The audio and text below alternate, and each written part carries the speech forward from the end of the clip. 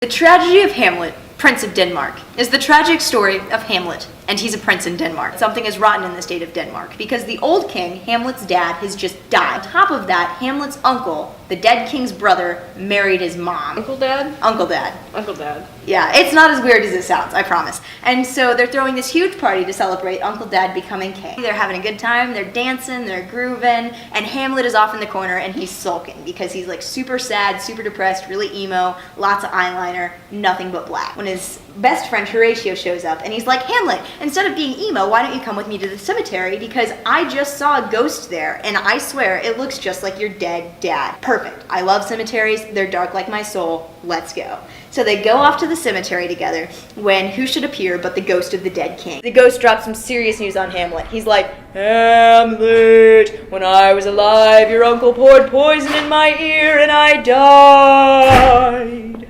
What? Yeah. Is that possible? Yeah, he was poisoned in the ear. I don't know. I think it was like, yeah. So the ghost is all like, Hamlet, I need you to avenge me by killing your uncle. And Hamlet's like, okay, Dad. And then the ghost disappears into the mist. So Hamlet goes off to kill his Uncle Dad. But first we're going to take a break for romance. So Claudius has been noticing that Hamlet's been acting a little bit weird lately. He's like, I don't know what's up with this Hamlet kid. It's not like his dad just died 2 weeks ago and I married his mom or anything. Polonius, I'm a new Uncle Dad. I need to know, what do I do if my kid's acting super angsty? Well, actually, I'm pretty sure that your son Hamlet is in love with my daughter Ophelia, and that's why Hamlet's acting really weird. Send Ophelia to go and talk to Hamlet. Like, Hamlet, I don't think our relationship's working out anymore. My dad doesn't really approve. Fine, I didn't actually love you anyway, which is the relationship equivalent of you can't fire me, I quit. And so Hamlet yeets out on Ophelia, and Ophelia's freaking out and crying, and then Polonius and Claudius come up from behind the curtain and they're like, I don't think they're in love. So Hamlet goes off to kill his Uncle Dad. Unfortunately, when he gets there, Uncle Dad is praying, and you can't kill a man when he's praying because then his soul goes straight to heaven, and Hamlet doesn't really want that to be what happens to his father's murderer. So Hamlet, instead of killing Claudius, runs off to go and tattle to his mommy. Mom, Uncle Dad is so evil, he's the worst, I can't believe you married this guy. Look, here's a picture of your husband who we love, he's a good person, and here's a picture of Uncle Dad, see, evil. You know, when I see him side by side, it is actually kind of weird that I married my dead husband's brother. You think? And then Hamlet hears a noise, and so he runs over to the curtain, he stabs behind the curtain, and then Polonius falls out, not Claudius, who Hamlet thought was behind the curtain. Well, killed the wrong dude. Hamlet, there's blood on the carpet. And then Claudius walks in, and she's like, oh my God, Hamlet was clearly trying to kill me. Hamlet, go get on the boat.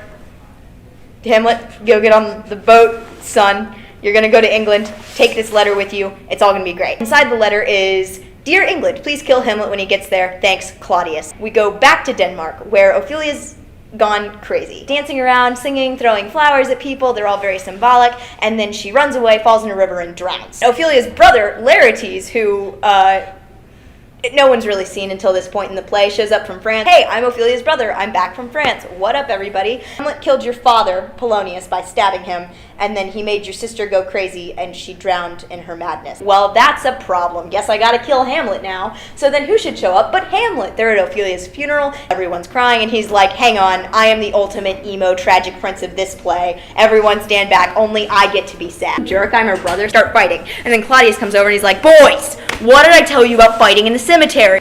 Not to do it. And so they go back to the castle where they're going to have an actual sword fight. Laertes and Claudius have plotted to rig this sword fight. So Laertes' sword is not only going to be not dull, it's also going to be poisoned. So all he has to do is cut Hamlet and Hamlet will die. But just in case that's not enough, they also have a cup of poisoned wine that they plan to give Hamlet in case if Laertes can't beat him in the duel. They're having this sword fight, Hamlet's winning, but then Laertes cuts Hamlet and Hamlet's like, that's not cool. So Hamlet takes Laertes' sword and stabs Laertes with it. Oh, I'm justly killed by my own poison treachery. Good job, Hamlet, son. I'm so proud of you. Here to celebrate, here's this cup of wine. Oh, well, actually, I'm really thirsty. So Gertrude walks over, drinks the wine, falls down dead from the poison, and Claudius is like, dang it, Hamlet, you were supposed to drink that, now your mom's dead. I hope you feel bad about what you've done. You killed my mother and Laertes and everybody else in this play. Takes Laertes' poison sword, stabs Claudius. Claudius dies.